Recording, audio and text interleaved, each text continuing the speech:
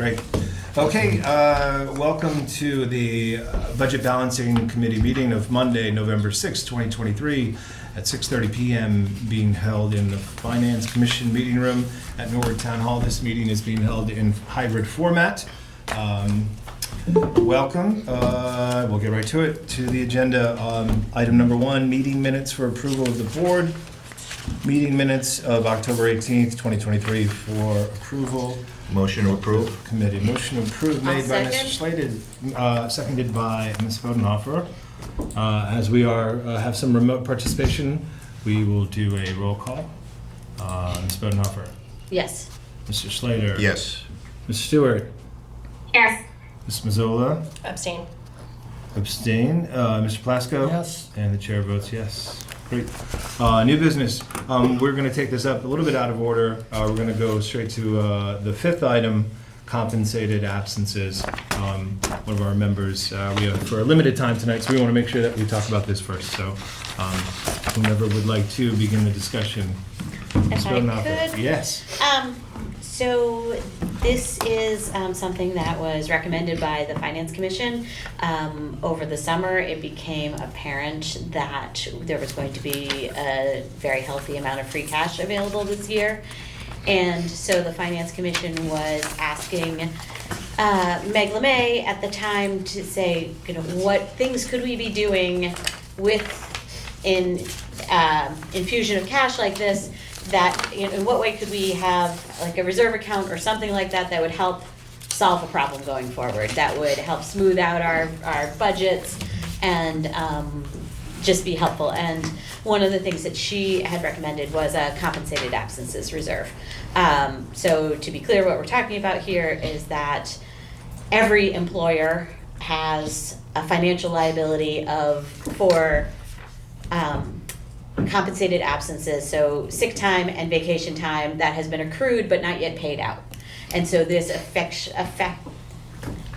looks like a liability on a balance sheet. And we, of course, never have enough money in the budget to pay out everybody's sick time and vacation time immediately. But that's fine, because we hope to never be in a position where everyone resigns on the same day. So across the entire town. So, we are, of course, responsible for funding that every year, both on the school side and general government, light department, water and sewer, all of that. And so the advantage of creating a compensated absences reserve fund would be money that would be set aside. On our balance sheet, it would offset that liability that the town has, the financial liability. And that was something that was recommended by our financial advisors when FinCom met with the financial advisors back in September. They were talking about build any reserves that you can have look better for your bond rating. And it would also help solve an administrative problem. And this actually is more of an issue for general government than it is for schools. Schools obviously are paying compensated absences out every year, but because the schools have bottom line authority and can move money around, they have a little bit more flexibility to deal with it. On the general government side, because salaries are budgeted by department, and some of these departments are rather small. If you've got 2 or 3 people in a department and one of them needs to be paid out for 2 months worth of sick and vacation time, then suddenly that department is over budget. Mm-hmm. And so that means a lot of scrambling at year end to make transfers to make it all come out. And so a compensated absences fund would work, that we would put money into a fund which would which would then become a shared cost going forward. Both general government and the schools would have the opportunity to use that fund to pay all of their employee separation that's related to sick time and vacation time. And We would fund it, the proposal is to fund it with $1.5 million for the first year. That's way more than we expect to spend in a year. But Both- that's both the schools and general right, government, right, right. But that's the advantage of it, is that this pool of money would be large enough that it could then sort of float any year-to-year differences that happen. I know that the schools try to, figure out what retirements are we expecting and are we budgeting enough money for that, and try to project in the future, but there's a limit to how much you can do that because things happen and people have to suddenly leave their jobs unexpectedly. And this would give everybody the flexibility that they didn't really have to budget that carefully, because we would be putting money in on a yearly basis based on what our average spend is. I think we talked over like a 3-year period or 3 to 5 year Yeah, I period. think the goal would be to get up to what the average spend is, I think, in 5 years. And the way a compensated absences fund works, it's the same way we do unemployment and workers' comp. Whatever's not spent out of that line at the end of the year goes into the fund to continue to build it up. If you go overspend that line, it just comes right out of the fund. So it solves a lot of problems, both financially and administratively. Yeah. Again, it's the same way we deal with workers' comp and unemployment. We sometimes spend $600,000 a year in workers' comp. Sometimes we spend $40,000. So compensated absences is a little less volatile, but it's still volatile, especially with the changing workforce. It's probably going to be more so. I mean, as Dave can tell you, there used to be a time where teachers never left in the middle of the year, and school administrators wouldn't really leave middle of the year. That happens more often nowadays than it used to. It used to be much more contractual, or much more calendar year or school year based. That was an excellent explanation. Thank you. Thank you. Yeah, I mean, I'll also say that this isn't unusual in the Commonwealth. There are other communities that do this, so it isn't as if Norwood is. It was a is on recommendation, itself. you It was a said, right? recommendation by our financial advisors that we do something like this. So if the school has been doing this for some time successfully, Yeah, so we have a couple things. First of all, teachers don't have vacation, so that is not a payout. Only individual contracts, which would basically be principals, central office staff, would have vacation. So that lowers the liability. The only thing that we have is sick time reimbursement, which they are only, Mrs. Smith is behind me, which they're only eligible for after 20 years of employment. And there is a cap. They can only cash out up to 100 days, and it's a per person max liability of $8,800. Contractually, all of our people have to, if they want to get that buyout, that, the June that they're going to retire or what have you, they have to let us know the year before on February 1st so that we budget for it. So it has been, part of our budget on infinitum. Mrs. Sheridan, correct me if I'm wrong, we have been pretty good about never going over what we had budgeted. I think we were close, we were about $50 or $100 one year. Generally, if we have the money in that year, if they tell us late, then we're in a position of either, if we have the funds, we pay them out. If not, we budget them for the next year. so it's not really apples to apples with school and No, general I mean government. that, the liability for the town side, because all of your employees have vacation time, is much more than ours. But hold on, so it's important to note, from a financial standpoint of view, for our bond rating, they don't care about whether we're a town and a school. That has nothing to do with it. Yeah. It's a dollar amount on the books, and it's a solution to the problem. I'm talking about how it works. It's a little tricky. Right, and correct me if I'm yeah. wrong with that, most of our individual contracts, I don't think the principals have vacation buyback at the end of their No. separation. It's just the No, sick time, sick They leave don't, there's buyback. only, So if they don't, you use it or lose it. Right, So yeah. it's, right. Yeah. Use it or lose it's not technically legal in Massachusetts. Yeah. Certainly not in the public sector. Just FYI. Yeah. But what you're you saying, just have to count it Dave, against your budget lines. I mean, Right. it's the From- same thing in private. yeah, but from what you're saying, Dave, is that, there is a liability every year that you have for sick time. I mean, the number will vary depending upon who leaves and how much time they have. Yep. And it seems to me that you'd be able to take advantage of the compensated absences fund to use that, and take a little bit of pressure off your budget. Yeah, well, I think the unknown I fully understand that, this is, a bond rating thing and a liability thing, especially on the town side.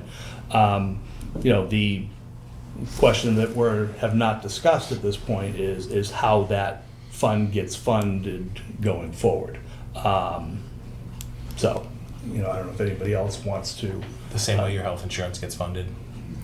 I think that's kind of exactly what we're getting at, that if we're only, if we're only spending, $25,000 a year, because we were looking at this and like some of these numbers don't seem to be what we have.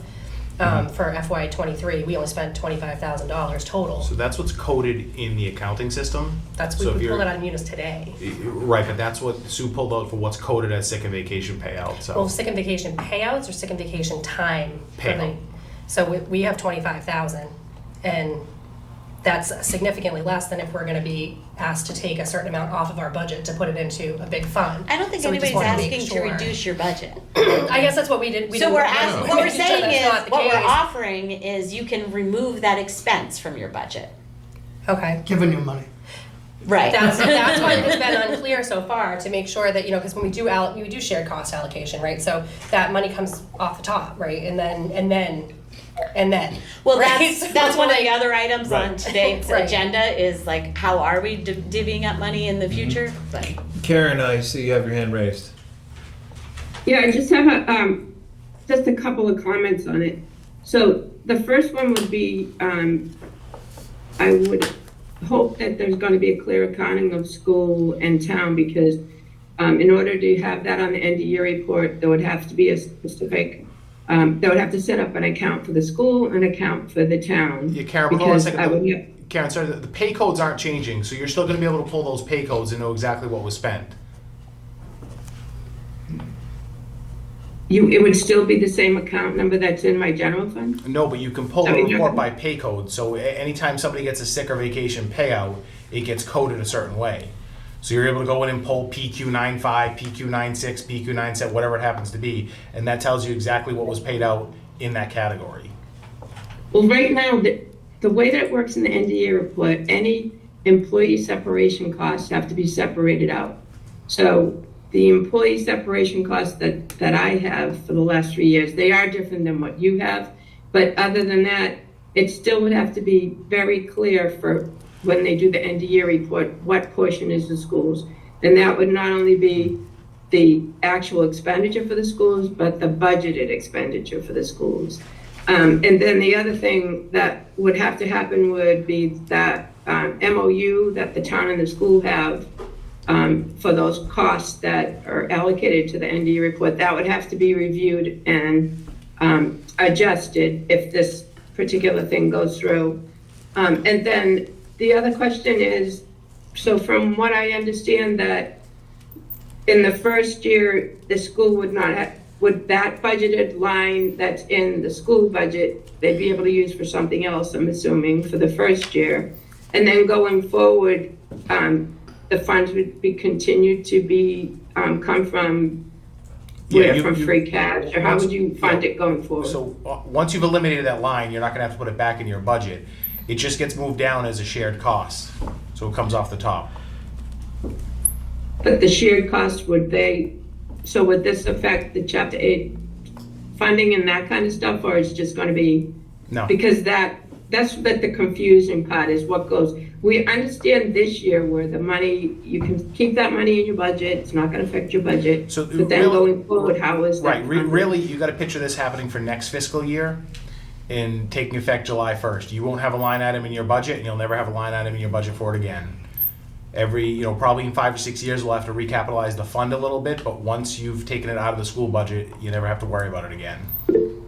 But will they definitely have a budget amount for that and an Yes. actual expenditure amount for that at the end of year report for the Yes. schools? Because that would have to be even Yes. budgeted. Okay. Okay. Teresa?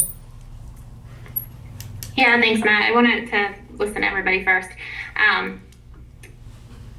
So I think the timing of this is really hard. And can all of you hear me okay? Yep. Okay, because I know my device has been echoing, but I'm okay right now. Yep. Very good. I think the timing of this is very hard, and I think the communication around this has not been transparent, has been very confusing. And had I not stayed for a few more minutes longer in the Finance Committee meeting on Thursday, none of us in this room would even understand exactly what was going on in the town meeting warrant. And we scheduled an additional school committee meeting for Wednesday, 2 days from now, for the sole purpose of being able to talk about this with our full committee, because until Wednesday, that has not happened. It won't happen until Wednesday. So, we can definitely listen and discuss concerns and bring it back to the full school committee. But I don't imagine that by November 13th, when this is on the town meeting floor, it's going to be a resounding yes from the school committee that this is happening. And I hear and I appreciate everything everybody's saying. I understand it came from a financial advisor. I understand the bottom grading. I understand there's some things that need to be fixed with general government. But what I think we're trying to say is we don't have anything that needs to be fixed on the school side. And we have a system in place that we feel very comfortable with. And we have a number of concerns with Munis and with other shared costs and shared functions with the town that are not going well, that it makes me at least very nervous to add on yet another shared cost. And some of the questions that we're asking around exactly how is it going to be calculated, what does that mean it's coming off the top, these are really important questions for the school committee to understand before we can say yes or no to this. And the comment that once it goes out of the school budget, is then we're going back in, I don't appreciate that comment. And I don't think the school committee wants to give up authority or autonomy over what is in our budget. Okay. Thanks, Teresa. So if I could just respond a little bit, I think there was a even later part of the Finance Commission meeting, and we were talking about how we envisioned this, that it was going to serve the whole town, that it would apply to all town employees, and that we definitely still think is the best option. But the schools do not have to participate in this. I mean, the town meeting could vote to establish this fund and fund the reserve account, and the schools could choose not to participate. And it doesn't have to be decided until the FY25 budget is built. So I don't think that there's this urgency that it has to all be figured out by Monday.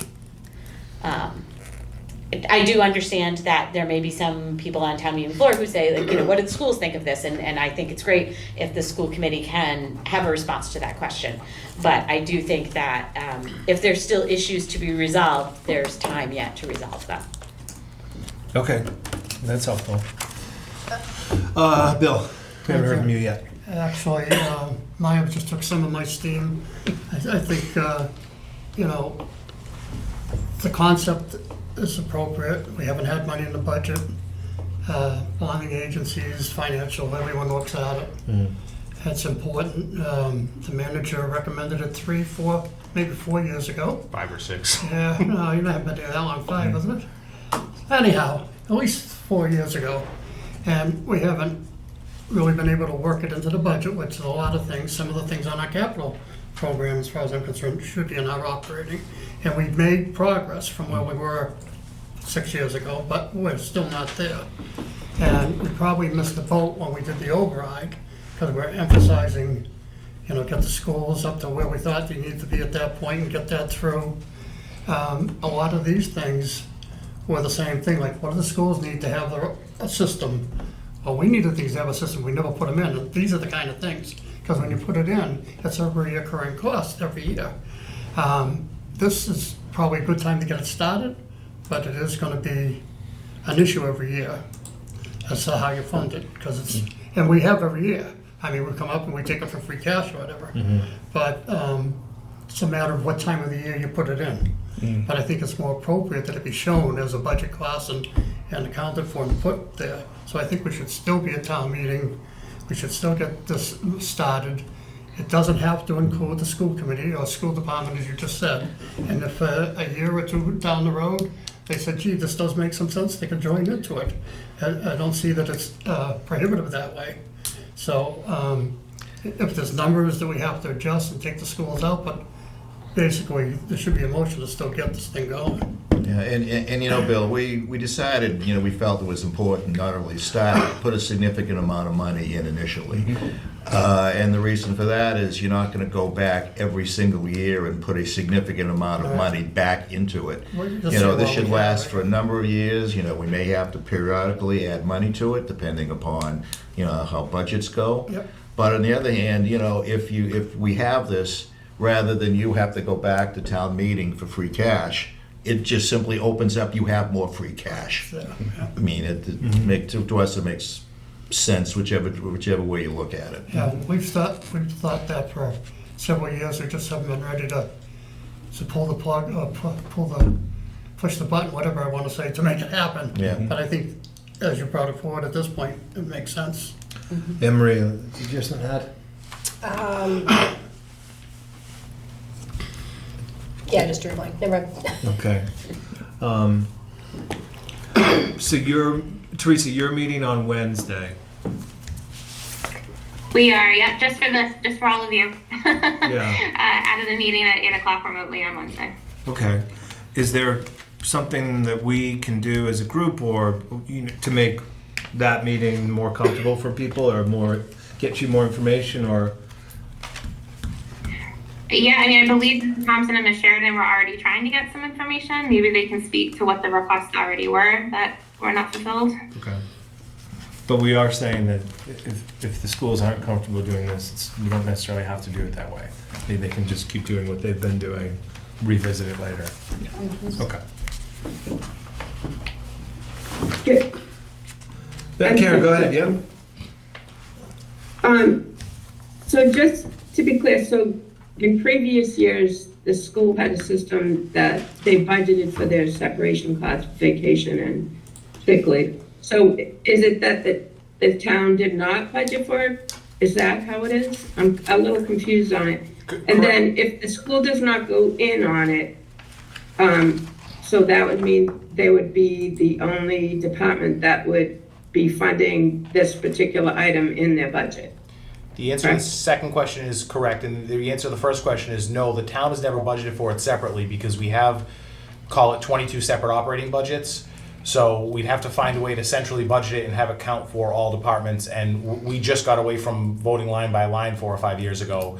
So part of the problem is, again, the clerk's office is the clerk's office. It's only a 4-person office. The assessor's office is a 3-person office. Our largest costs and liabilities in public safety, which has the most flexibility, but the dozen or so smaller departments, you know, it wouldn't make sense to budget for it. And even then, it's questionable if you're not setting it up properly as a compensated absences fund under the statute, whether or not you can actually charge a cost to it without going back to town meeting, which defeats the whole purpose to it. So actually, that second part, sorry, the answer would be no, right? Because the enterprise funds would be still budgeting for it themselves. So you'd still have light and water, I mean, light and broadband and water sewer separately budgeting for it themselves, correct? We could go either way, whether they join the single fund or they take care of it themselves. Water sewer is a small number. Yeah. It would probably be easy enough to just have $20,000 in there, and that'll probably take care of everything in perpetuity for them. In theory, their number would come out of their retained earnings fund, but they could join the same fund. They do for workers' comp and unemployment, but we'd also, depending on the costs, those funds would have to pick them up. So it might be the following year that you're sort of doing a chargeback, but. Okay, so they can, so I guess that was something I was confused about, that the wording had it, that the enterprise funds had to fund their own. They should, but they can join the town fund. Okay. Okay. Teresa and then Karen. Yeah, I just had a question. Where is joint facilities falling in all of this currently? So the facilities would be part of the whole fund. They carry a line in their budget, or I think they carry enough that they would likely be able to cover most of their costs, but they're a government function. They would be part of it as well. Yeah, I guess I'm just asking if we move forward with this in any capacity that it's supposed to be a third budget, so it should be a third. It shouldn't be just under general government. It's supposed to be its own thing. And I did spend some time today going back and looking at all the contracts the district has and the contract that we used to have with the 2 custodians unions. And when the custodians were under the schools, we did budget for this, and all of the same mechanism and clauses that we're telling you are with the rest of our unions were once with the custodian unions. I think we were also wondering too if they were somehow in this, school section, and that's how we ended up with some of these numbers that don't seem to catch up with Like our. I said, those are pulled for exactly what's been coded in the payroll system. Okay. Karen? I guess I have a question. So when the school committee, as the school committee discusses this to make a decision, so their choices, say they choose to keep that within their own budget, so they're budgeting for it, because there is one good thing about that in your budget, because if you have a little money at the end of the year, you are able to pay those people by the end of June rather than July 1st. So there's a little bit of leverage in that account number. If they choose to do that, is it that they're going to have to, because it seems, if they have to keep it in the budget and keep a line on them and they're not reimbursed for that amount, like for the amount that they're going to be expended in their budget, then it would be kind of detrimental to the school, because they'd have to use part of their budget for this expenditure. Is there a mechanism that if the school committee wants to keep this as a line item in their budget, that every year that amount would be added on top of their budget, so that they have a choice? I'm just wondering, because they have to make this decision on Wednesday. Because I don't know, it could be that they want to keep it in so that they are able to keep track of it themselves. I don't know, but do they have choices? Or is it just you cover it yourself in your budget, or you go along with this plan? Okay, thank you, Karen. Bye. I think this kind of goes to the question that we were talking about, is that we started with compensated absences, but one of the other items on our agenda is the 5-year pledge ending and establishing future priorities and guidelines, and how are we going to divide money, and how are we going to restrict growth of budgets and things like that. I don't think at this time there's any thought of, well, if the schools want to keep this in their budget, then we should add to their budget. I think the idea was just Solve a problem. solve the problem, right? But I also just wanted to go back to another question about, Karen had asked, does general government budget for this right now?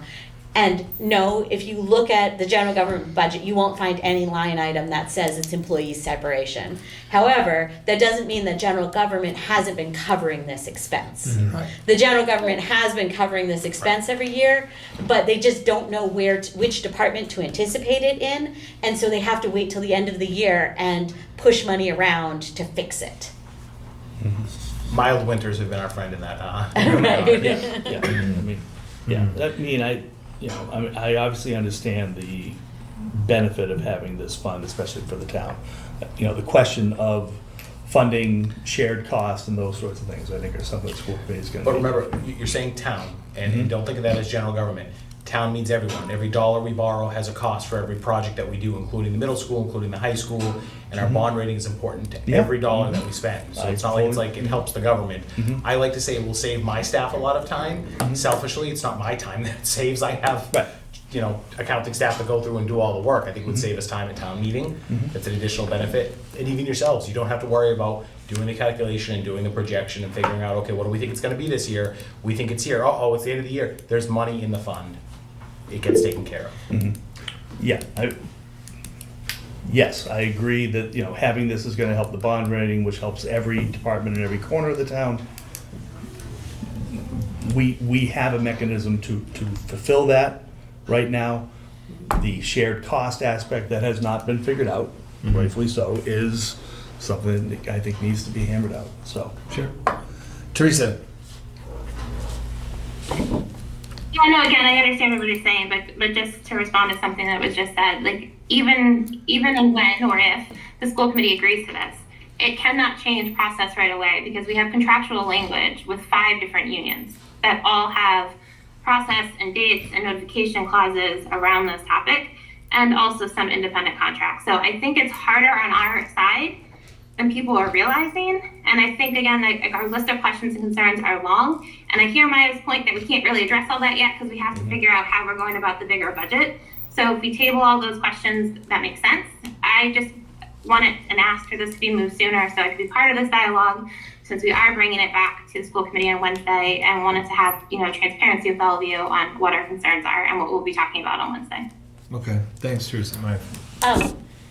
So this is where I need confirmation from Tony and the town hall team, but I don't believe that this should really change any process on the schools. I mean, the teachers would still notify their principals when they're retiring, and the principals would still want to know that at the same time and all that kind of stuff. It would just be that when you were cutting them their final check, Where the money comes from. it would, the money for the vacation and sick time would come from a different account. That's the only thing that would change. There'd be no process.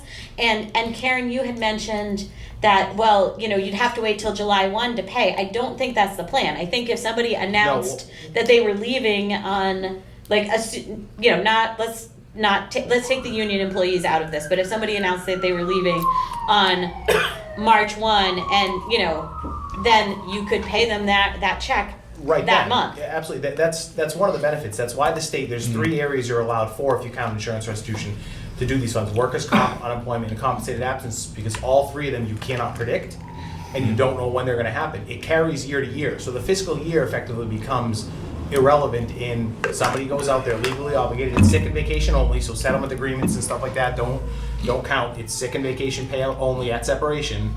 And you're right, it gets charged to a budget line the same way it gets charged to any other line.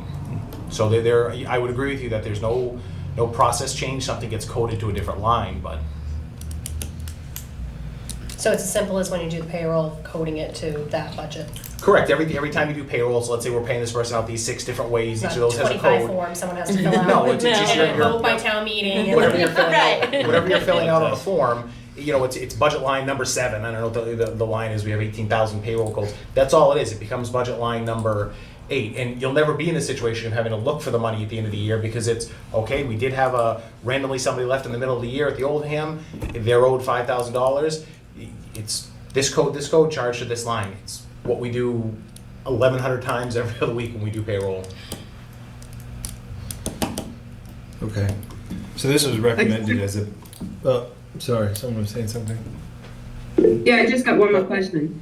The only thing, because it is extremely important that you make sure that it has to have a budget and expenditure for the school. So that's, because if it doesn't, I can't put it on the end of year report. We can take care of that. So the expenditure would not only, like, I get what you're saying, that you would just use that account and then you'd pay it, which is fine to get the expenditure side of it, as long as it's kept separate with the schools, but it also needs a budgeted amount. So every year you'd have to have a budgeted amount for the schools in that one. I would think that the case in that situation, Karen, would be you tell us what that number is, And that's and what- we put it into the budget accordingly. Absolutely. Okay, because that's the only way you can put it in the end of year report, and Yeah. that would be my recommendation. The other thing that we could do is, we've said that we would be budgeting a shared expense for the entire town for this every year. And then as part of our cost allocation agreement, we could say like, well, we expect that 30% of this money, historically 30% of this money is going to schools, or whatever the Right. number is. And we would say, well, if we budgeted, you know, 300,000, then 30% of that is 90,000. So we could say $90,000 was budgeted for the schools, and then you'd be able to pull out whatever the final amount was. Karen, go ahead. The only problem I have with that is, we just cleaned up the entire MOU to have actuals on every line. All the lines have actuals. So now you're going back to the shared cost, which. Only for the reason- budget. This is like I was 15 just- minutes of administrative work. This is not Yeah. this is not a significant lift. I was just saying, Karen, not that we would change. But it is, You'd be able to because get actuals at the end of the year of how much you spent. But if you want it, I mean, you could either provide the town with the budget that you say you want this amount, or we could say, like, let's always assume that 25% of the amount budgeted is budgeted towards the schools. Yeah, you just have to have some type of budget, because Yeah. because that's a difficulty that we still are having with the facilities budget. It's not an actual school facilities budget. That makes it difficult. So every year, Mary and I have to go through it to try to do it. So the more that you actually have a specific budget there, makes it much easier to the end of the year. Okay. So that would be my recommendation for that, because it's more just reporting it out at the end of the year. And it cannot be reported until that MOU is changed, because that MOU stays in place until you change that. So you wouldn't be able to, it would not go towards your net school spending or anything, any of that, until that MOU is changed. Okay. Enough of that? Well, Dr. Thompson, Teresa, anyone, Anne Marie, Nope, I anything think we else? have some information to talk about once again. Okay. All right. Maybe we should go reverse again and just talk about. So yeah, let's hit up 2.4, discussion on 5-year pledge ending and establishing future priorities guidelines. Sort of. This is a continuation of what we were talking about last time, I guess. And Would you like me to go? yeah, anyone can start, Mr. Zuko. So one of the ideas I had briefly spoken to one or two people about, as we're going forward, we have to come up with some sort of a formula so it's not a free-for-all. Usually something along those lines is going to include some look at how we handle revenues as well as some look at how we handle expenses. I lean more towards the expense side. That's the only way we're going to reasonably limit growth on the limit growth in the budget to a sustainable level. It's not that we want to limit growth just to limit growth. If the tax levy grew at 9% a year, we would find a way to spend 9.3% a year. It grows at 2.5% a year. Jess, can you bring up this sheet? We emailed a very complicated copy of sticky notes. Right, and printed really small, so no one can read it. Yeah, Awesome. Trying to keep your trying to keep everyone's eyesight up. But I just want to, and again, we're not going to. The 10 of us around the table are not going to come up with a formula tonight and figure out how it works. But I just want to get everyone conceptually thinking. So, if you look at the top of the sheet, the 4 pink things there's really the general government budget, and then there's the 3 parts of the school budgets. And I want everyone to start thinking about, well, how do we fund them? Because we are going to generally look at funding them differently. A required special ed expense that we have to fund is different than me wanting to add a police officer. So the revenue sources that we would use would likely be different. So that might sort of be how we approach funding the different budgets. If with a commitment to fund a core budget at a certain level and then looking at expenses from there. Without making it too complicated, if you look on the left-hand side at the, called little green sticky, maybe we should look at our expenses in a couple of different levels. The first level being, and again, this is just sort of conceptual for a thought process. The first level is, what do we have to fund in the current year to operate as we did the year before? So mainly that's your contractual obligations. That could include service contracts that have to go up. So again, something as simple as a copier is a $20,000 contract that's going up to $22,000. We have to do it to have the service that we had the year before. Same thing with employee wages. We have to pay our employees. They're our most valuable asset. If we know we've got 100 people and they're getting $1 raise, we have to budget for that. Mm-hmm. So that might be something that's sort of that uncovered, and we all commit to funding at 100%. We have to do that. That becomes your core, your base budget. The next level will be looking at inflationary or somewhat discretionary cost pressures. I don't want anyone, as you all know, we don't have discretionary budgets where we have large amounts of money that we can spend, but there are some areas, legal services is probably one of them, professional development is another one, where you may see that cost pressures are increasing, but you're just mainly going to be buying less of a service than you did in the past if you don't have money to fund that particular item. So that's something that we may want to say, okay, we know that we've been buying X thousand dollars worth of professional development for the last couple of years. We haven't increased it. We should increase it, but to what degree? You don't necessarily want to set a percentage to it, but look at our next chunk of money after we've covered our costs, and I guess shared costs would be above this. Let's look at what's available, whether we do a percentage split or a dollar amount for these inflationary areas that we would like to address, but you could get by for if you had to. And then the last bucket, if you will, is going to be what would be new initiatives. Really, that's common sense. I got to pay the 50 cops I have today before I add a cop down the road. So we might be able to look at our money in terms of the 3 buckets and the 4 pails, not to make it more complicated how we're funding it, but take care of number 1, then what's available goes some level of number 2, and we have to work that out, and we're not going to figure it out tonight at one meeting. And then what's left becomes what's available for truly new initiatives. I don't want to use the term truly discretionary spending, but hey, there's X dollars left. How do we split that up for a new initiative? And that would be something that would be certainly open to quite a bit of discussion, but we're taking care of the core of what we have to do first. Then we're taking a good look at what we should be doing, things like compensated absences, things like legal lines, professional development. Hey, this line should go up. FFE is probably another one. And then if there's money left, what's truly a new initiative? Understanding that sometimes you have a legal obligation that's going to be in one area or another. It might eliminate some of the reasonable discussion over, well, we want this or that, or what's a limit, rather than setting an arbitrary limit, because all of our limits are arbitrary. They're all made up. We just pick numbers that look good. Every town does, and they pick a number that they think works for them. It might be, well, we've covered what we have to cover, and then what's next gets split up in a certain way, or a certain dollar amount they allocate every year, and then what's left gets split according to a certain formula for truly new initiatives.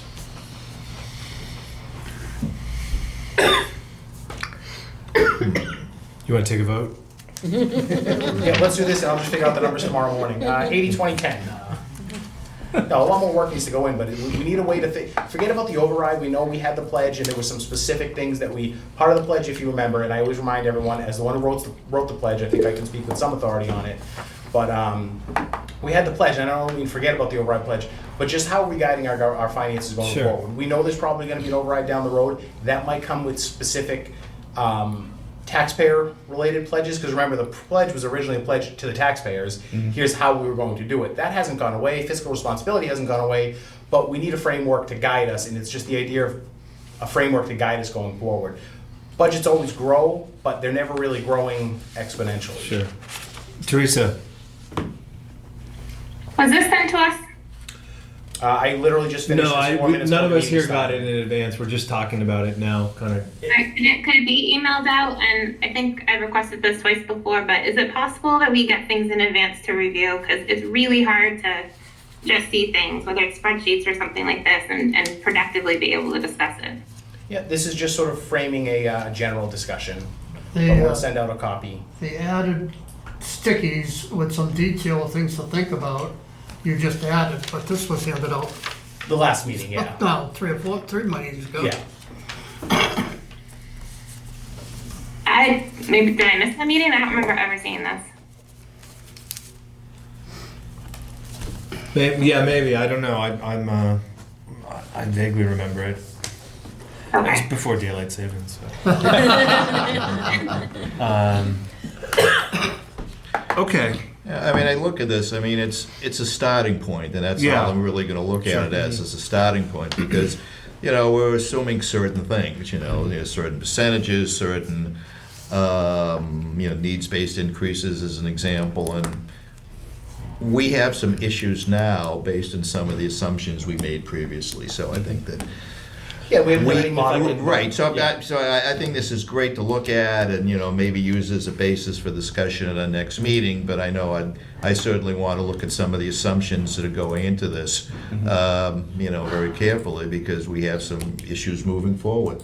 Yeah, if I can just, the landscape when the override passed is not the landscape we're dealing with now. So we made, I thought, pretty reasonable assumptions and a reasonable pledge based on, what the town, it was stable population, didn't change very much. All of a sudden, there's this little event, Tony brought it to Norwood, it was called COVID, it's all his fault. But, that post-COVID piece where we are as the schools has changed. We were Sure. 38% high needs, we're now 57.4% high needs. And I'm not pointing fingers or saying we don't want people or anything along that line, but educating a high need student is different. It takes more to do. Even if that high need student is in general ed. Mhm. So I Right. think, Yeah, we I think talked we about hear that high in needs and we previous- think a lot of people go right to sped. Yep. And that's not the case. We have, No. we have high need students who are general No, ed most students. most of the change in population has been economically disadvantaged or low income. Yeah, I think you've done a good job showing that over the last. Right, but it is, it is a challenge. We have limped and tried to Band-Aid, and that's no one's fault, trying to be true to the original pledge in a totally new landscape.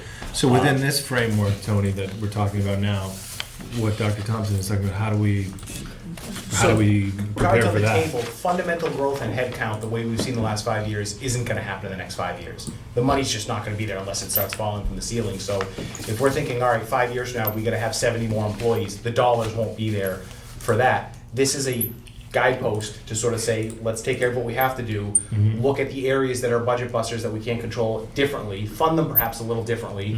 You know, and I talked before about sort of maybe we look at sped sort of like an enterprise fund. Some towns sort of look at it like snow and ice, it's not something you can exactly predict, so segregate that out and look at it differently. So we have some measure of control here, some measure of control and stable growth here, you can project this out. This is Yeah. a little bit more unstable, but you have different funding sources. And then if we're looking at another override in a couple of years, it might be easier to sell that to the public to say, look, and here's how we handle this, and we're not going crazy here. You're telling a Here's- story with it. Yeah, exactly. Telling here's this challenge. It's this thing over here, and here's our framework, and here's how this framework's going to go forward. And this might be something to tell them that look, we're asking for an override because we want for 5 years. We call it another 5-year override. We want to be able to cover these things, and this is what we're going to do with money here, and this is what we're going to do with money here. It also will hopefully eliminate some of the, well, what does the town get? What does the school get?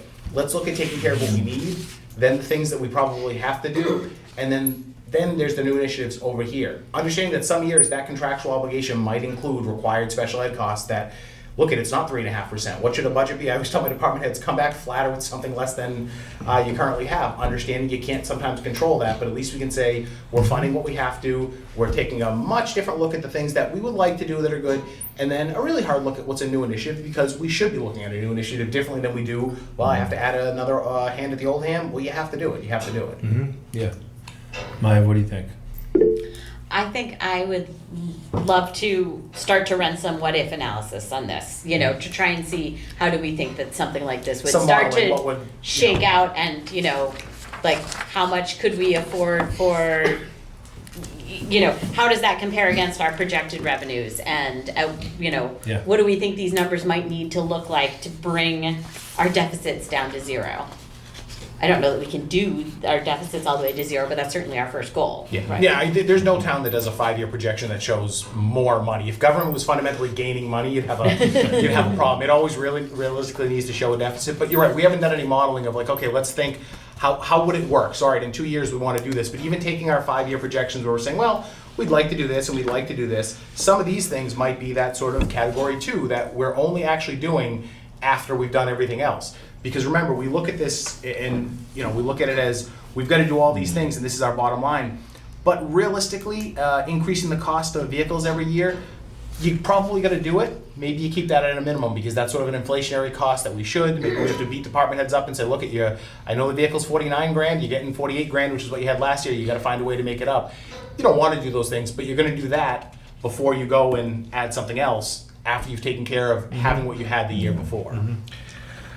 Well, Oh, sorry. yeah, I mean, one of the things I want to talk about. Teresa, I'll get you next. I'm sorry, No, you go ahead. oh, sorry. One of the things I want to talk about a little bit when we talk about the 5-year projection sheet is the fact that the numbers are obvious to me that we have a structural deficit. Okay? Real quick, I hate to. Every single town in the Commonwealth of Massachusetts. Maybe, does. well, whatever, whether it's every single town Yeah. or whatever, but the fact is, we have a major structural deficit, and I think that has to be taken into consideration when we try to come up with different numbers and looking at different scenarios. You know, because it's not simply a matter of we have a few extra costs here, a few extra costs there. We have a significant, and let me reemphasize, a significant structural deficit. Right. It's worth adding that number does include a whole lot of added spending, though. Even with the added spending, we still have a major More than structural 50% deficit. of it is just added. Well, so instead of 9.5 million, it's 6 million, you know, I mean, it's, 4.5. But Yeah. who's whatever. you know, Well, but as we're a- talking, as a- but million we're here, still million talking there. real money. Right, but just as an example, in terms of trying to look at it maybe in things in 3 cost categories, right? So you have a new buses for the Coakley. I mean, that's a contractual obligation. That's sort of a category 1. I'm sure in 4 years we'll all be fighting over what's a category 1 or a category 2. But you have to do it. You're legally required to have 9 buses, and you have 7. I don't know what the numbers are. I'm making up. You have to do it. And part of this becomes a commitment on the Finance Commission, the Selectmen, the school committee, that these things are what we're always going to fund. We have to find the money to do it. We're going to do the things we don't like to do to get covered what we have to do. And then it's going to be different for the things that we would like to do and should do, and then the things that are, you know, even a step after that. Teresa. Yeah, I have to step out. I'm so sorry because I would actually really like to discuss all of these things with all of you, and I have a lot to say. But I'll just warn you for now, I have a lot to say, and I'll tell you next time. But two quick things. I do hear what everybody's saying, and I agree with Alan and Maya that we need to start figuring this out and what if analysis and look at the structural aspects of it all. Could I ask that in the minutes at the end where it says like next steps and action items were discussed, that those are actually spelled out? I think it's really important if we have the minutes as a way to keep all of us on target and very clear of what we're working on. And then if there are things that you need the schools to work on, which I'm sure there are, I would just ask you to respect the timeline that for the second half of this week, Dr. Thompson and Dr. Taylor and I are at a conference. And then we don't meet again as a budget subcommittee until November 16th. So anything that you want as a next step item from us, we're just going to probably need to like after Thanksgiving to be able to give it. But thank you and good luck with the rest of the meeting. Okay, thanks, Thank you. Teresa. Thank you, Teresa. Yeah, so Okay. we're looking okay-ish for FY '25. So whatever model we have may not be ready to run for FY '25, but it might be the best sort of, let's test it and see how it would work and then see how it would look in future years. And remember, the best model in the world doesn't change a deficit. It just might have us look at what we do a little bit differently. And I think, again, the Coakley staffing, remember that these out projections, sorry, Dane, jumping around here, these out projections are just a ballpark number put on the sheet. When Dave and I talked about the Coakley staffing, included in that might be a janitor or two. That might end up in the facilities budget. The dollars are just being held into place to know that something might be there. But hey, we really think we need more central office staff. Do you need it? Is it an actual legal obligation, or is it going to be hard to do without it? That might not be this. That's not the same as the bus routes where you have to add 2 bus routes. I'm assuming I just listen to superintendents when they say we need bus routes, and it's not the same as special Well, ed. that's good, so- that's a first step. Yeah. Same thing with facilities though. Facilities might say we can't run the building without an additional 2 janitors. Well, wait a minute, maybe you're gonna have to. We don't wanna cut facilities, but it'll help us take a different look at, well, do you need 2 new janitors for the building? Maybe you do, maybe you don't. We can't really move janitors from everywhere else. We're at a pretty minimum staffing level everywhere, but. I mean, I don't disagree with you, Tony, that, we could probably craft something together for FY '25, without much difficulty. But, we are gonna have some issues in the out years. I think my point is that what you put in front of us isn't something we have to solve in the next 2 months.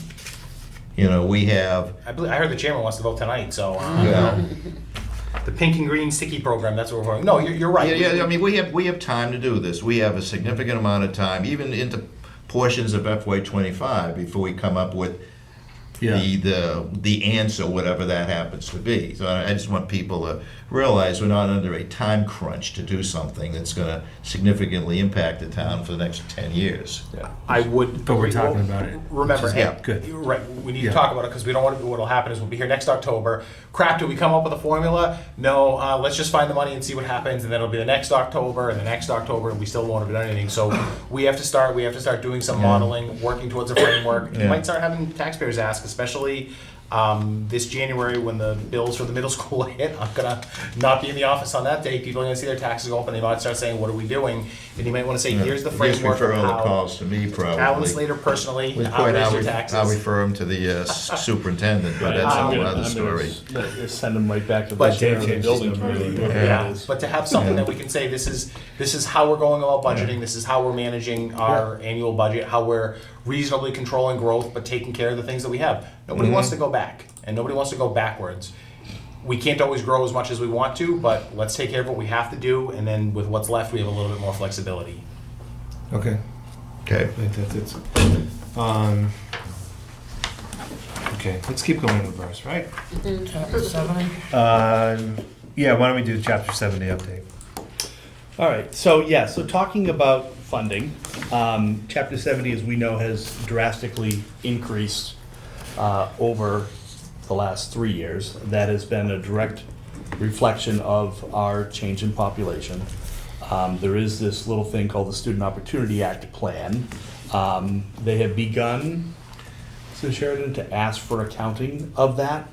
I want to put it on record that we are not probably in alliance with that plan, based on the increase of funding that we're supposed to be spending in those areas. And again, we had promises that we were keeping, but that increase in Chapter 70, we probably need to look at differently. Once upon a time, again, the landscape changing topic, Chapter 70 money was just a annual increase based on how many per student. That's not what is happening right now. I do expect that money will go up again this year, maybe not as much as it did the last 2 years, but it should again increase. That's a factor of population change, and that's a factor of the governor and legislature fully trying to fund that Student Opportunity Act. So we need to look at that carefully. Again, I'm not gonna sit here, but putting it on the table, looking at how that Chapter 70 money is used, in reflection of that, otherwise that we are going to have a big shift or a big makeup thing that we're going to have to probably do. Again, I'm just reading tea leaves at this point in time, but it is something. There is money in Chapter 70 that's supposed to cover, employment costs for school department employees. That's somewhere between 20%, 25%. And the rest is supposed to go to education. I realize we've talked about one pot, but we really need to look at the difference in what was Norwood and what is Norwood now. And I'm going to give you an example. Last year, we had 100, between September and May, we had 100 students leave the middle school and 100 different students come in. That is holistically different than what you normally see. That's a 200 student shift, and that is year long. These things are not the normal anymore. I firmly believe in the staff in the Norwood Holy Schools that they can meet the needs of these kids. We have work to do, and we need to be in a position where we can do it. So that's my 70 update. Okay. So I think in terms of meeting the needs, that's our obligation, and that's something we're gonna do. Cherry picking, you and I have had this conversation many times, cherry picking the revenues is probably not the way to go. Chapter 70 is seeing a large increase now, but a couple of things, you remember a few years ago it didn't, went up $98,000. Yep. So a framework that says, hey, this one revenue stream has gotten up, let us get all that and use it, isn't gonna work long-term, because there's gonna come points in time when it doesn't. And then you might have a different Board of Selectmen, different town manager, different finance commission that says, nope, you get the Chapter 70, you get a $50,000 increase this year, guys, you get 100% of that, take it and run with it. So it's not good practice. We need to find out how to meet the costs that we have, but picking certain revenues I don't think is a wise way to go, especially because at the end of the day, I think if you looked at last year, if you factored in your benefits, it well exceeded what was a very healthy Chapter 70 increase. And I'm not disparaging that. The state has been great with it. I also don't know how many years that's going to continue. They're claiming they're going to continue to fund the Student Opportunities Act for another year or two, which should be good for us, but the state's facing its own significant budget pressures that are starting to come down the pipeline, and the migrant crisis is estimated to cost the state $300 million a year that they didn't have budgeted for. And some of that money is coming to us. The state, just to speak on the migrant crisis for a moment, cities and towns are losing hotel tax revenue. The state's also going to be losing that hotel tax revenue. I don't know how significant that is to them compared to some of the cities and towns. So I think we've always found the money to do what we need to do, and we should do that. I just don't know if segregating out certain revenues, if it really works. Okay.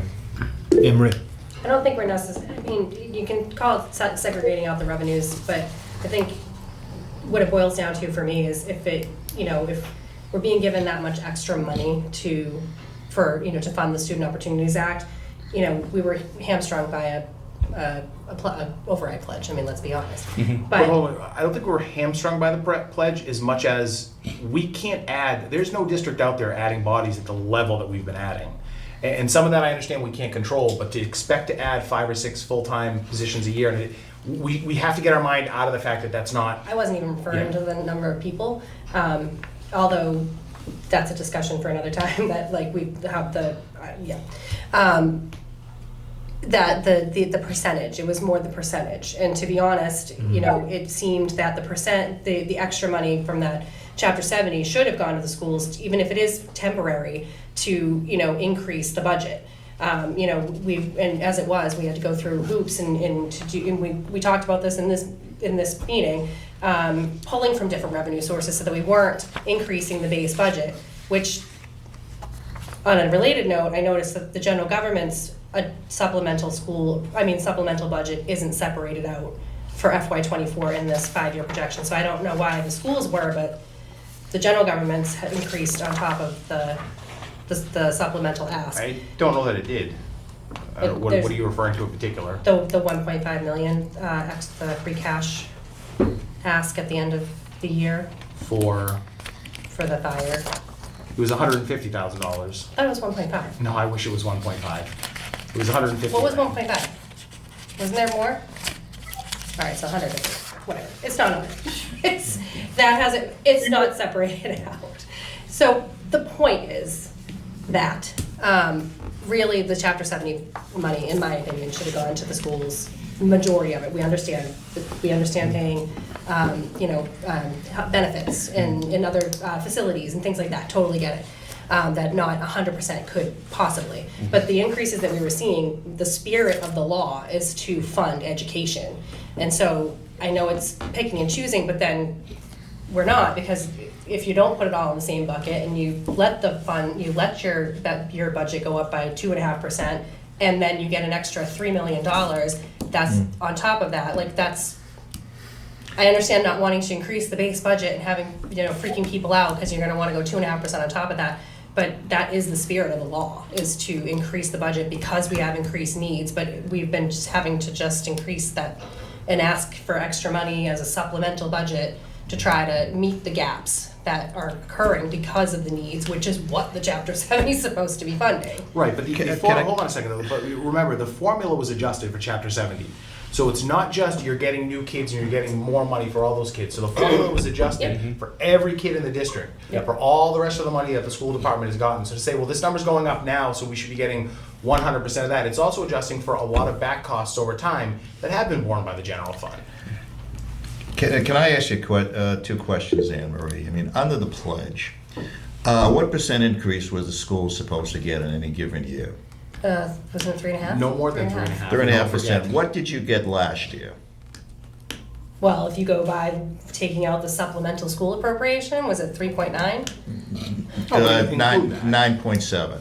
Without Okay. the supplemental? I have no idea with or without. All I know is if you look at the actual numbers, you received an increase of 9.7% last year. Okay? Okay, but if we're gonna go that, tit for tat, how many positions has the town government side added in 5 years? Because it's never been transparent. Well, I would disagree. I think it has. I would say we're under 5 altogether. Open recs included? Yeah. We can probably bring that up at a later date. Karen? Hi, a couple of questions. Well, actually comments. On the Student Opportunity Act, you are required, because I had to do it, is you have to send a report to them on how every penny of Chapter 70 aid has been spent. So that's one thing that the state does require. One thing about what Anne-Marie had said about the, on that 5-year forecast. So the school, when I analyzed a little bit of Tony's first one that I got last time. And so the school's increase for the FY24 budget was, according to this spreadsheet that he sent, was the 7.36. And it was the school's base and then the supplemental on top of it. And then the general government didn't have the supplemental increase. So that's what she was indicating was. And I totally got the number wrong. Totally Is that wrong. what- I got the number totally Anne-Marie? wrong, yes. So they both got very similar percentages, but the school had to do Yeah. So the can I interrupt? supplemental. We can have the battle of what the town and the school are getting all we want. We have a certain amount of money, and we can't grow at the level we've been growing, so we gotta figure out how to get through. I mean, we can tit for tat on everything, but it's about figuring out how to get through. The override constrained us, but Chapter 70 is far less than the overall school budget. If it was a $60 million school budget, we're getting $69 million in Chapter 70, great. The cherry picking is not a good long-term strategy for the school department in particular, and it's bad for the town, it's bad practice, and it's bad finance. Other departments are gonna wanna have their needs met, and when they say, well, the school's getting their revenue, and it's not, it's all taxpayer revenue, remember that. What about departments that generate significant revenue for the town? Right now, the building department is the most profitable, probably, business in town in terms of if you look at their revenue versus their cost. Is there a year where they're getting cut and they're not getting what they want, but they're generating significant revenue?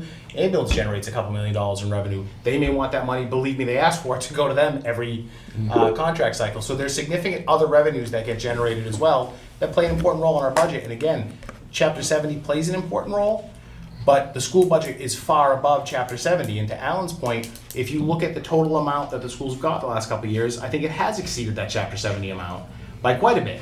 You know, a couple of years ago, it was $600,000 or $900,000 extra on top of the 3.5%. So we've always found a way to make this happen and get that money there to then say, well, but that revenue stream should go here. My question then is, well, what happens the year that revenue stream doesn't play out?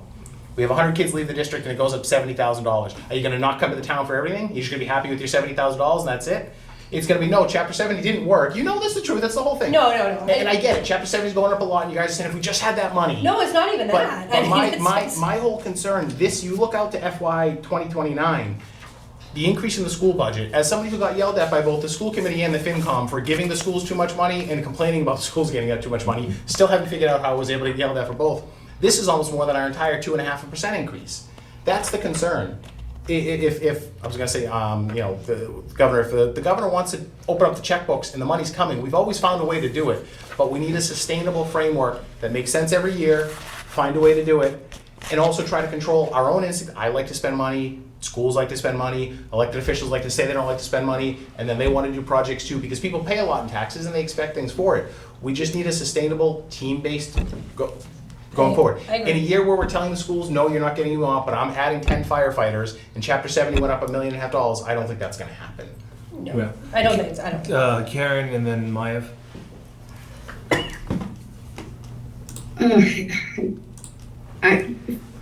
Some of the comments that I had was, I think every year you have to determine the needs of every department, because there's certainly years that the schools are gonna have greater needs than, are gonna need a higher percentage than the general government because of the needs that are there that year.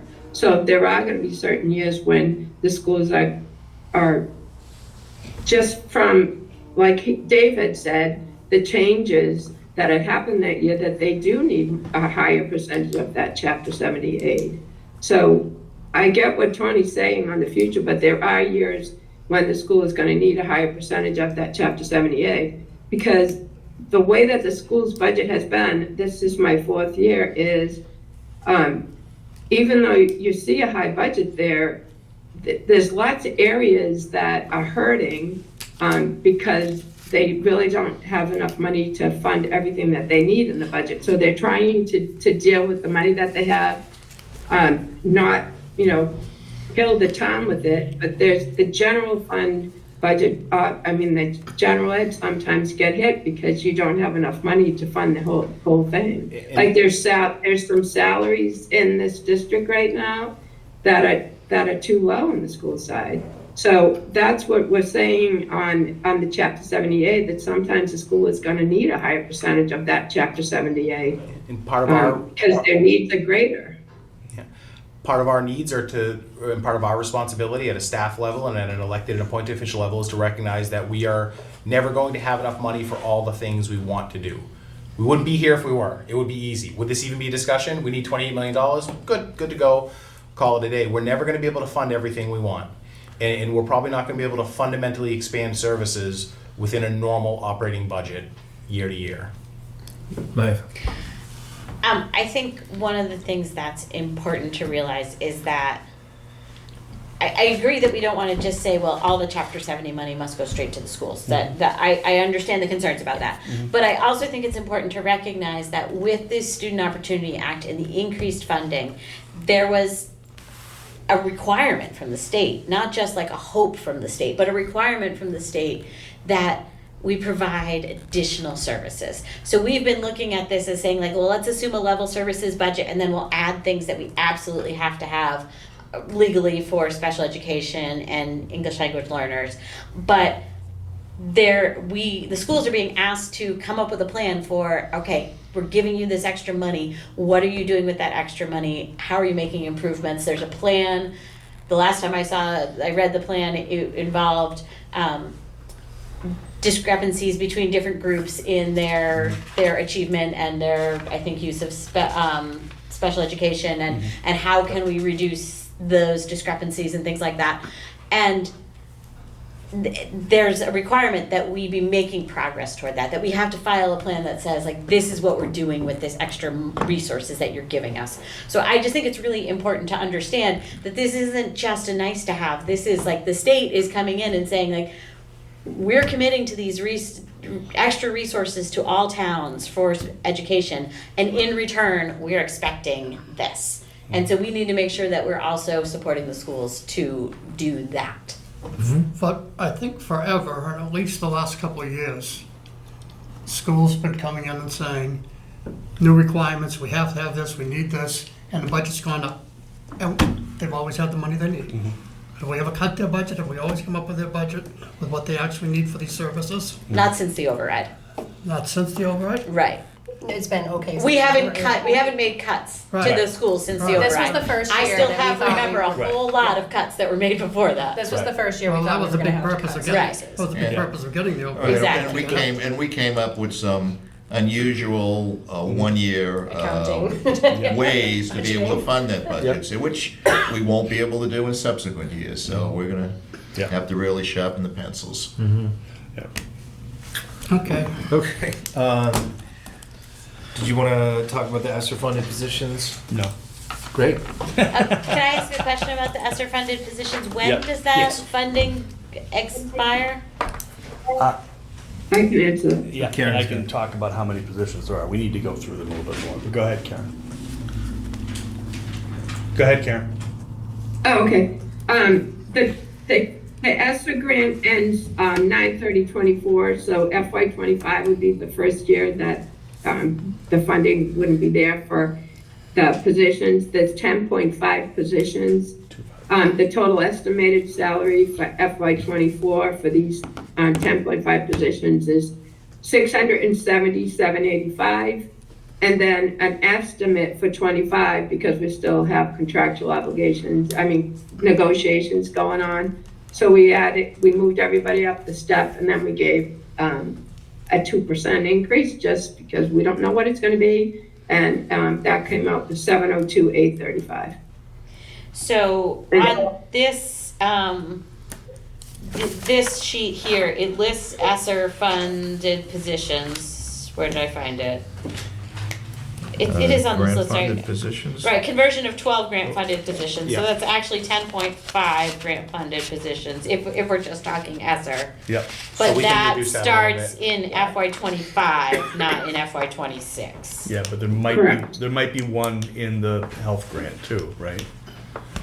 I think there's one of Jill's grants also ends. I think there's Okay. one nurse in there, but I just got the ESSER ones for this meeting. We had. So maybe 11. So this proposed deficit will be even bigger, is that what we're saying? Yes. All right. Hey, go Well, backwards. that's if you go with all 10.25, and that's Right. where we have to Yep. really be strategic, that 10 FTEs in a year when you're not doing Right. override is just not, Yep. nobody does that, it's not feasible. Yeah, You but know, like and Karen once said, in it's a while you have placeholder. Right. Got We it. have not, yeah. Yeah. We've had some budget challenges and kept them in ESSER instead of moving them into the general fund. Yeah. So this is the other piece, is that, yes, we've gotten more money because our SPED and EL numbers have gone up, but we have not kept pace on the general ed side of things, and that's where a portion of this is coming from. So, Okay, that's important to say. yeah. Okay. You know, I mean, most, and I'll give you an example. We have one curriculum coach for math for 6 elementary schools. A reasonable model is you have 6 elementary math coaches. Okay, you have one in each building. Okay, so, and, you multiply that out, so there are, and that's general ed, right? That's increasing what we're doing in the classroom, in every classroom, the elementary level. But it's one person who is getting around to each building,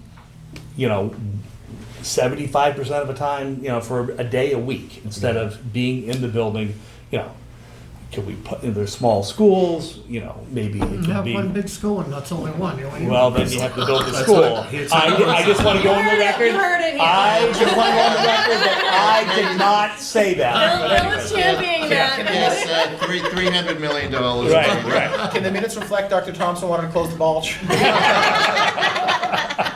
That's what I heard. Can you also put in the minutes for Helen that my number has changed to Tony's cell number? But that's just a piece of it. So a lot of these instructional pieces that we, once upon a time when I was, looking at the override, say, yeah, we can get all those pieces in, we can add to it, and then boom, right? Those are the missing pieces. They're missing pieces in general ed. If they're not being done in general ed, those on track. We are doing And how much is that? better. We are doing much better with that. We use the ESSER funds to interject and to fund something that was desperately needed. It's only been going for 3 years now. It's gonna take probably 5 or 6 before you, but that's still just one person in the building. If I have to cut those, that's gonna fall back. So there's work that needs to be done in the general, people, if someone mentions the US News and World Report rankings and AP scores, I might actually, because we have asked and had on our agenda for the last 3 years to expand AP. Have not been able to do it in the general budget because the other needs have gone up. So those are the things that improve the outcomes for your district, improve the outcomes with your MCAS scores. We haven't shared them, they're out there, you can look in the paper, but 43% of our kids are either meeting or exceeding expectations. That's not a number anyone is happy with. But unless those things are structurally fixed, that's not really going to change, especially when you add the challenge of more high-need students in the district. So, again, for conversation purposes, but yes, the budget has gone up. It's gone up in 2 out of the 3 places, which, is basically covering probably 35% of the students, and the other 65% are not getting those things. So, just something to think about. Okay. Do we want to talk just finally about this reformatting that Tony did? We're getting there, right? Yeah, I like the blue color better than the orange color you used last time. I think that's a major improvement. Well, I'm pleased that some of the shuffling has been Yeah. done, that, facilities is Wouldn't showing miss- up as didn't its miss some. third thing, and that we've kind of grouped a little bit more of the projected costs, and so I do find easier to read and review. I think there are things that we're noticing, like the fact that the extra grant funded positions for the schools, at least some of that hits in FY '25. And I think, we'll need to review some of these numbers as well, but I think this is a good thing. But I think we should also remember that I believe we started down this path of making 5-year projections, partly because we wanted to have the conversation about how should we be trying to control the budget, like what should replace the override pledge.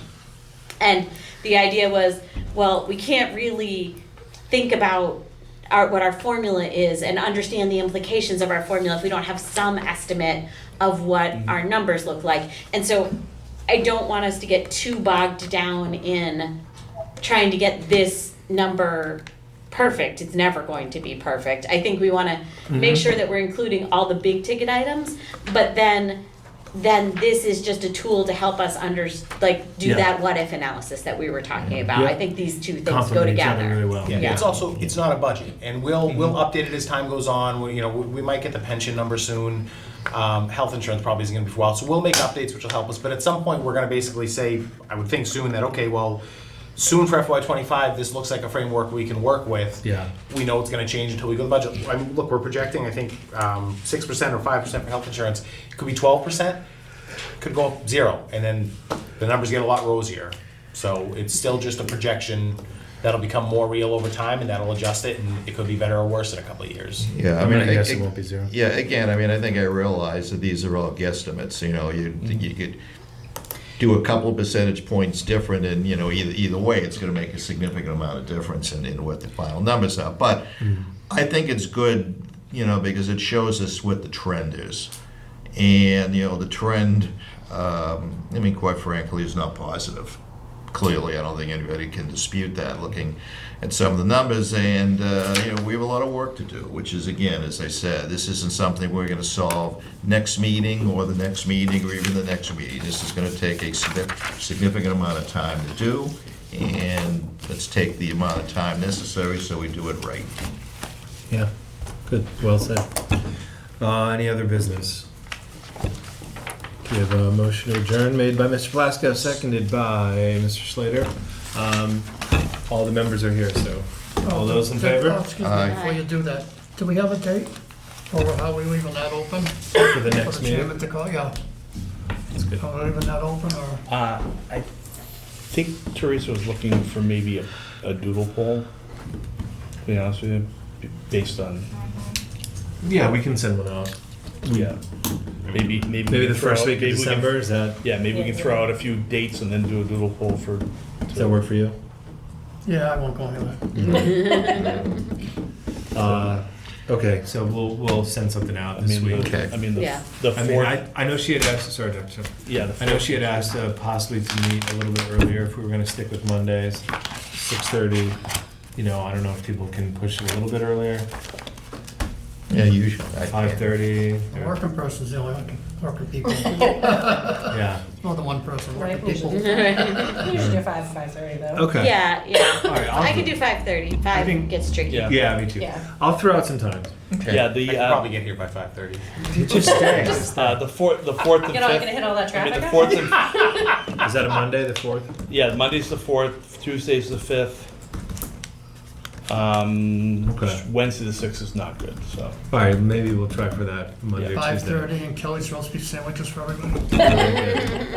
Okay, motion Last to time I adjourn. bought pizza, we Made by lied. Ms. Plaska, seconded by Mr. Slater. All those in favor? Aye. Chair votes aye, unanimous. Thank you.